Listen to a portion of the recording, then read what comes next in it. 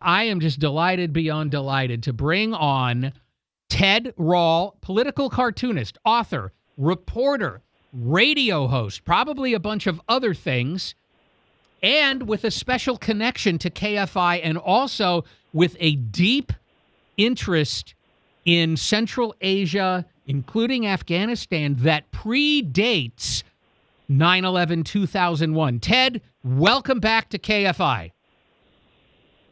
Thank you so much for having me, Wayne. It's good to be here. Good. And I just want you to know in advance, I'm hoping that we can continue to have you on from time to time because I really don't know if there's another human on the planet that has the perspective that you have on that region. And just give me a minute to sort of highlight the fact you started traveling over in Central Asia in 1997, where I think the first thing you did was trying to drive the Silk Road to get from China to Turkey? That's right. Exactly. Good memory. Yeah. And you went through Kazakhstan and Kyrgyzstan and Uzbekistan and Turkmenistan. And you did this for POV magazine, and that was written up. And there's a book called Silk Road to Ruin. That is a collection of your writings from doing that. You went back and did another big drive through that region. And then you went back in 2000 for something called Stan Trek 2000. Tell the people what that was. So when I had a show on KFI, I invited some of my listeners to come with me to the stands, Turkmenistan and so on. And so 24 of us took buses across Central Asia and called in to KFI from Turkmenistan and Tajikistan, Uzbekistan, and so on for, I guess, close to a month. And it was a good time. And then after 9/11 happened, KFI and the Village Voice sent you over to Afghanistan, where you went in there and reported, and you were not embedded. Talk a little bit about the difference between being a reporter who is embedded and one who is not. Yeah, so there was no embedding program in 2001 when I went.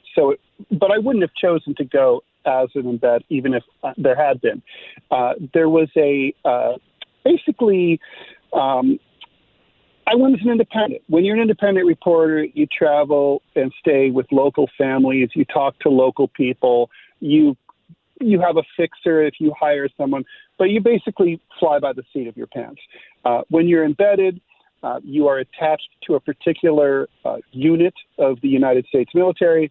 They train you a bit, and you are protected by them. And naturally, you spend all of your time with them. It's very hard to get away from them to talk to locals if you feel like it. And there's a tendency, I think, to bond with your new friends. You to see things from their point of view, and I think that's very valuable from certainly for reporters who want to do it that way. But I felt like there's a lot more of that and not enough of what I do. So I still prefer to go independently.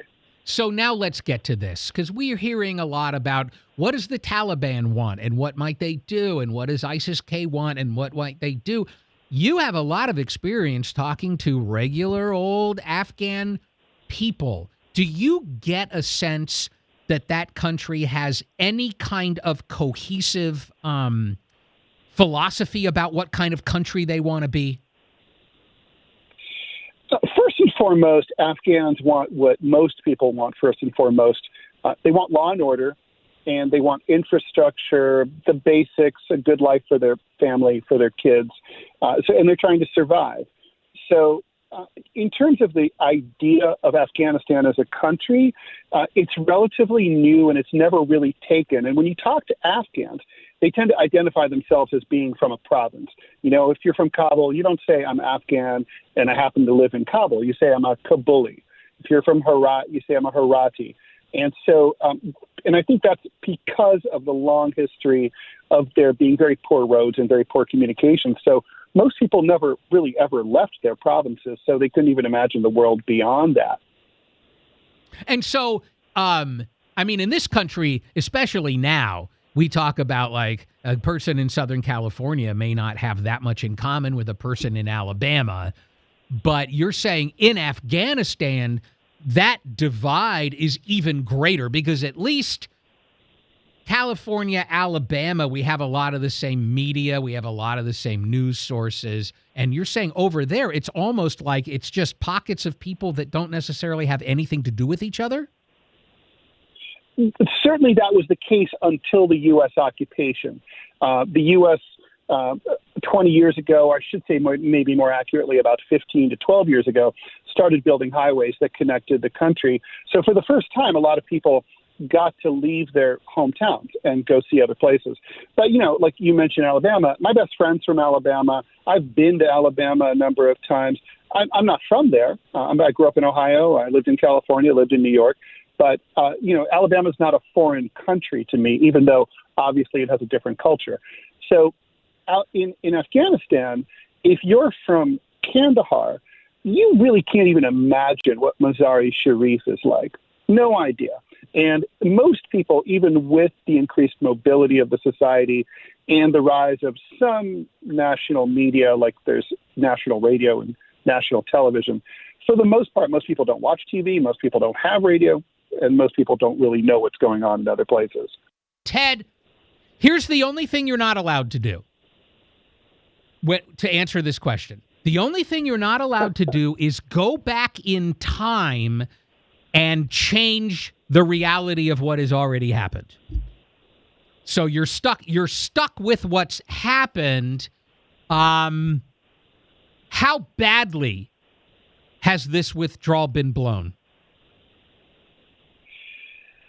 I accept your challenge. It was blown very badly. I approve of the decision to pull out, as you know, and I think that this could have been done so much better, so much more easily for all involved. And one thing that's been overlooked has been Biden's incompetence, how it endangered U.S. troops. And I'm not referring to the ISIS-K bombing, although that's horrible. These translators and others who worked for American forces and American media organizations really got underfoot when they didn't need to. We knew we were going to pull out as soon as Biden came in January. He should have started processing these special immigrant visa applications in large numbers back then. We knew we were going to have to pull out close to 100,000 people. They were only processing 100 a week. We knew we were pulling out on 9/11. You don't have to be a math genius to see that you're not going to be able to get to 100,000 in a matter of 7 or 8 months, right? Not possible. So they needed to step it up. And then what they should have done, if they didn't want the optics of discrediting the outgoing government of Ashraf Ghani by showing everyone taking off to the airport back in February, is they should have issued pre-approvals. You get a QR code on your smartphone. Afghans all have smartphones, especially people who worked for the U.S. And then they could have been told, wait for your text. When it's time, we're going to evacuate you. Just show up to the airport. You have a Marine waiting there with an iPad. They scan you in, and you're whisked off. And then the American forces who are manning the embassy and who are at the airbase are going to be the last to leave. And by the time they go, the Afghans are out of the way, and they can close up shop and be gone. It was a mistake. I also think it was a huge mistake to close the U.S. embassy. That the Taliban want it open. They want diplomatic relations with us. They're guarding it and hoping for us to come back. So we should still stay there. There's ample number of State Department diplomats who are willing to stay there. There's Americans still in country.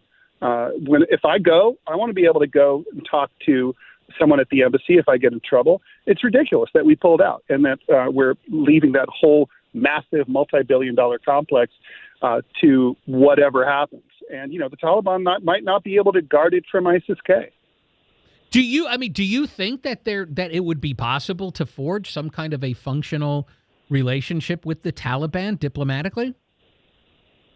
Well, we already do. We have a tacit joint security agreement with the Taliban right now. I mean, how do you think the U.S. found out who to target in eastern Afghanistan, in Nangarhar province, with the drone strikes?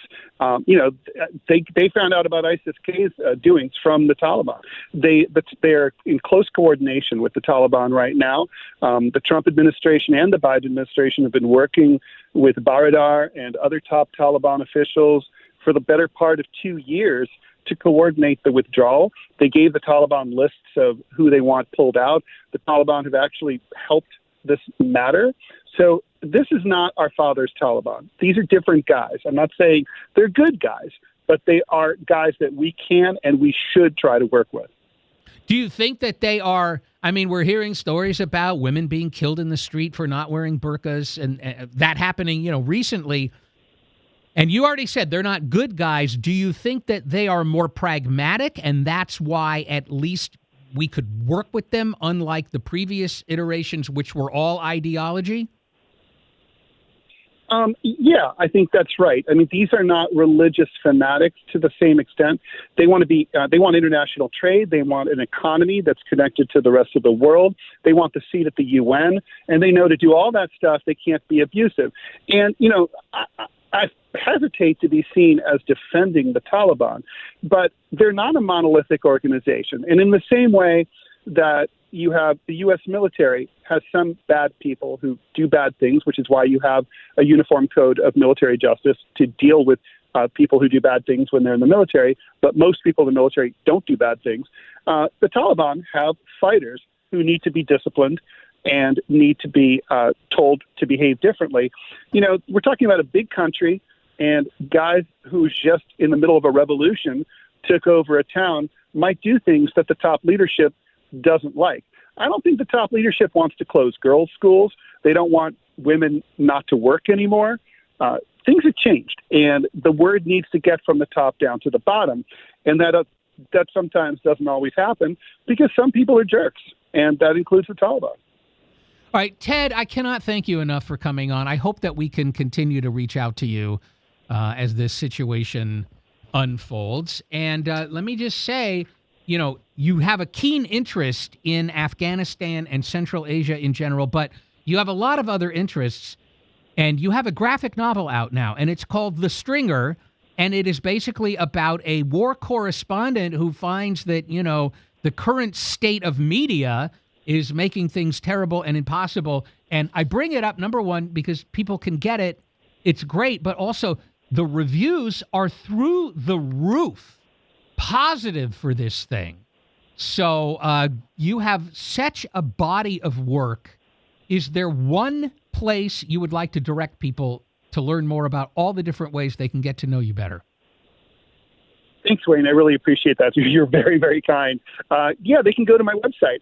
People go to rall.com. It's RALL.com. Thank you, Ted. I hope we'll be talking again soon. Anytime, Wayne. Thanks. All right. Thanks, man. All right. There he goes. The thing I like about having Ted come on is that he has as much experience over there and understanding of the people and the governmental structures as a lot of the very fine military and intelligence people that we have on, but he has it from a non-military person, non-intelligence agency person perspective. So he will be back.